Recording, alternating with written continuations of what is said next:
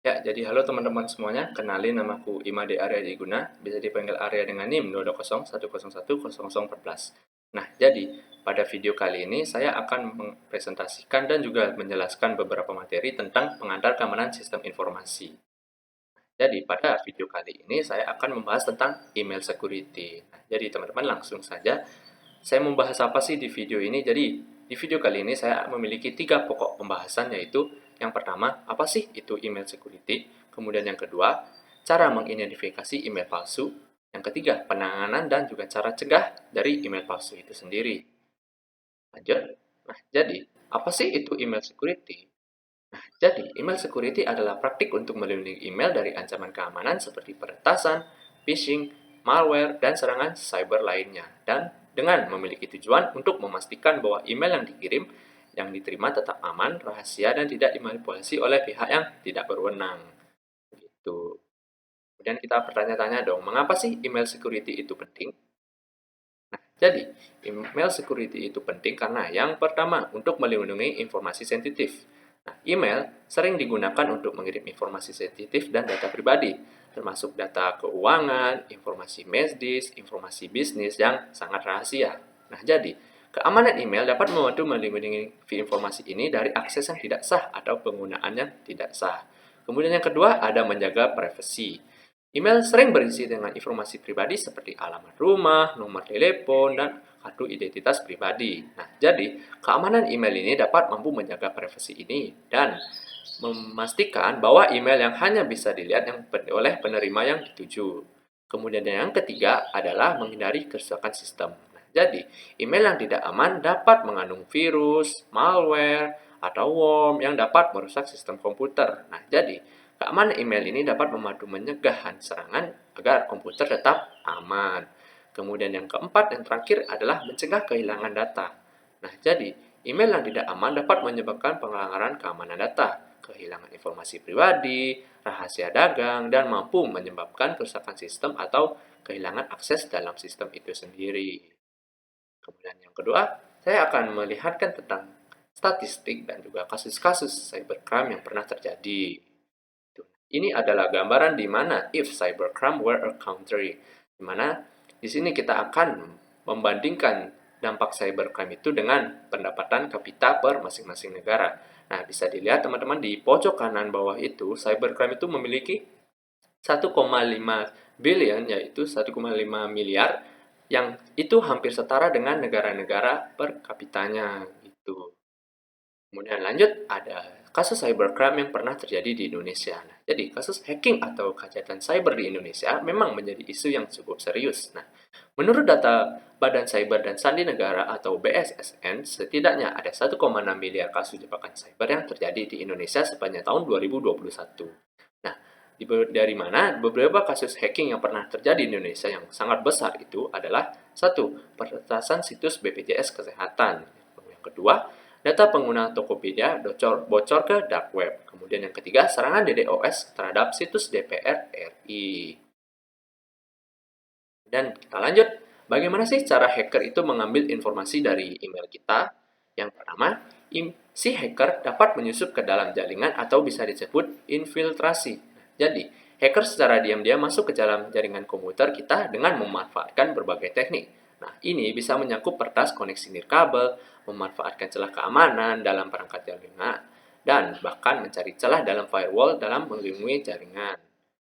Kemudian yang kedua, mengeksploitasi kelemahan sistem. Nah, jadi hacker seringkali mencari dan memanfaatkan kerentanan dalam sistem operasi, perangkat lunak, dan konfigurasi yang tidak dilindungi dengan baik. Nah, dengan kelemahan itu, mereka bisa mendapatkan akses yang tidak sah ke dalam sistem kita. Kemudian yang ketiga adalah melakukan phishing atau penipuan. Nah, inilah teknik yang paling kita sering dengar ya teman-teman. Nah, jadi teknik phishing ini melibatkan penggunaan pesan atau situs web palsu untuk meniru entitas yang terpercaya untuk mendapatkan informasi login, data pribadi, dan lainnya. Hacker menggunakan kreativitas mereka untuk menciptakan kampanye phishing yang terlihat meyakinkan, sehingga korban tergoda untuk memberikan informasi mereka seperti email, password, login, dan lain-lainnya. Kemudian yang terakhir adalah pencurian informasi pada sistem login. Nah, dengan menggunakan perangkat lunak atau malware atau teknik seperti keystroke, hacker dapat mencuri informasi login dengan sangat efektif. Malware dapat disisipkan terhadap perangkat kita melalui lampiran yang sangat berbahaya, seperti rekaman keystroke dan juga informasi lainnya. Nah, kemudian kita akan membahas tentang cara mengidentifikasi email palsu itu sendiri. Yang pertama, ini saya akan melihatkan contoh email palsu yang bersifat fiktif, yaitu saya buat sendiri ya teman-teman. Yaitu di sini emailnya ada seperti tampilan email yang biasa kita terima gitu. Nah, cara pertama untuk mengidentifikasi email palsu. Yang pertama, periksa alamat pengirimnya. Alamat pengirimnya tidak cocok, kita harus perhatikan dong apakah alamat pengirim sesuai dengan namanya, organisasi, yaitu. Nah, biasanya yang di sini kita bakal melihat di mana kayak ada kecurigaan atau mungkin alamatnya yang salah gitu. Nah, jadi seorang hacker pun seringkali menggunakan cara ini gitu. Dan juga kita harus teliti gitu. Ini contohnya teman-teman pada shadow@email.com. Kita harus percaya dong emailnya itu gitu. Kemudian yang kedua, periksa tautan. Nah, jadi biasanya pada isi email itu adalah sebuah link atau tautan yang biasanya hacker gunakan untuk mendapatkan akses login kita, yaitu. Nah, jadi teman-teman di sini tidak boleh mengklik link sembarangan gitu. Kemudian yang ketiga, tinjau gaya penulisan. Nah, jadi kesalahan tata baca atau tata bahasa seringkali digunakan oleh para hacker karena ini bisa jadi kayak kamu itu berasal dari organisasi resmi begitu. Kemudian waspadai permintaan informasi pribadi dan juga keuangan. Nah, jadi pada email tersebut ya teman-teman harus baca dan teliti apakah si hacker atau si chat tulisan itu memiliki permintaan untuk mengakses informasi seperti nama, Google, email, password, dan lain sebagainya. Dan ya udah itu, tinjau lampiran. Biasanya nih pada email-email tersebut ada seorang hacker yang menyelipkan kayak aplikasi atau software yang dimana-mana teman disuruh nginstal. Nah, jadi kalau teman-teman salah nginstal aplikasi tersebut, teman-teman bisa kena hacking gitu. Ya, tinjau kontennya pastinya. Sebelum kita baca email, sebelum kita mencerna, kita harus tinjau dulu kontennya. Apakah kontennya itu merupakan pengalihan, ancaman, dan lain sebagainya. Tuh. Kemudian juga tinjau header teman-teman. Misalnya header itu terletak di atasnya, apakah itu trusted, apakah itu terjual, atau teman-teman bisa menggunakan ini pendeteksi IP dan juga spam. Kemudian periksa keaslian email. Nah, ini sangat penting sekali teman-teman, karena untuk nama dari email sendiri itu sudah semakin modern, semakin bisa diubah gitu. Jadi kita yang normal-normal ini bakal tidak kelihatan gitu, maka susah untuk membedakan yang mana yang asli dan juga yang palsu. Kan kita harus juga dengan verifikasi dengan sumber resmi. Nah, jadi misalkan nih teman-teman disuruh reset Facebook, reset akun bank, teman-teman itu juga harus tanya kepada bank yang benar gitu. Apakah ini benar bahwa mereka yang mengirimkan atau tidak. Gitu. Kemudian, nah, kalau kita udah terkena atau misalkan kita udah nggak sengaja ngeklik link, sengaja download aplikasi, gitu, apa sih upaya atau cara yang kita bisa lakukan agar email atau akun-akun kita itu tidak terkena hacking ilegal secara mendalam lagi gitu. Kita harus tahu cara pencegahannya. Nah, jadi cara pencegahannya yang pertama ya pastinya kita harus menggunakan filter spam dan juga antivirus. Nah, dengan mengimplementasi spam dan juga antivirus yang kuat, dapat membantu menyaring email dan menaruh kecurigaan dan mengidentifikasi ancaman sebelum dia masuk ke email kita. Nah, jadi biasanya fitur spam dan juga antivirus ini sudah terdapat di Gmail.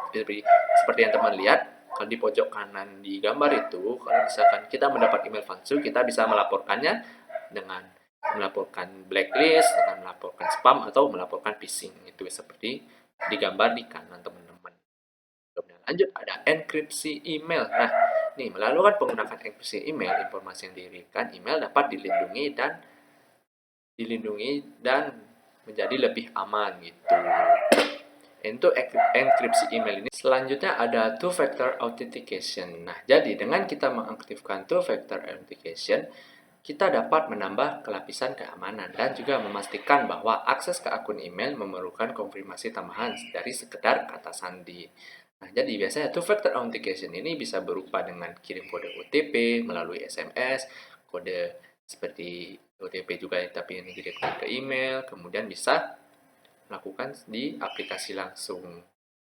Kemudian next ada update software. Nah, jadi update software ini sangat penting teman-teman. Bagaimana dengan kita melakukan update software dengan alamat email selalu terperbarui itu. Nah, jadi dengan kita rajin update software juga keamanan juga akan semakin update itu.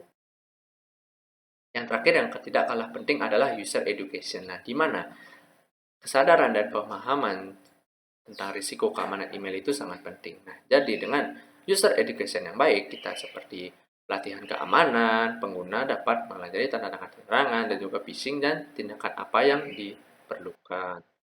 Oke, sekian dari video kali ini. Mohon maaf jika ada kesalahan kata maupun materi yang kurang. Saya Arya Diguna, pamit undur diri dan terima kasih.